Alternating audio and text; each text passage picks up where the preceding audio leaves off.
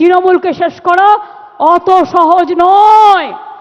যারা ভাবছেন মমতা ব্যানার্জিকে রোজ গালাগালি দিয়ে, তৃণমূলকে গালাগালি দিয়ে এবং স্ক্রোল করে তারা পার পেয়ে যাবেন, তারা সোশ্যাল নেটওয়ার্কে মহাশূন্যে পৌঁছে যাবেন। সবাইকে চোর বলছেন, সবাইকে ডাকাত বলছেন, লজ্জা করে না?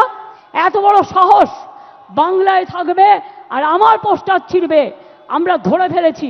কাশ্মীরকে পাহারা দাও, বর্ডারকে পাহারা দাও।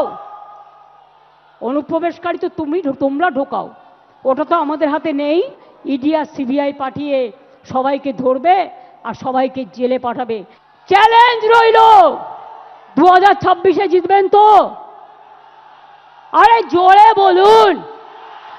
আসামে মা কালী মন্দির ভেঙে দিলেন। আজ যদি মা কালী মন্দির বাংলায় ভাঙা হতো তাহলে আপনারা কি করতেন? বাংলা ডান্স করতেন?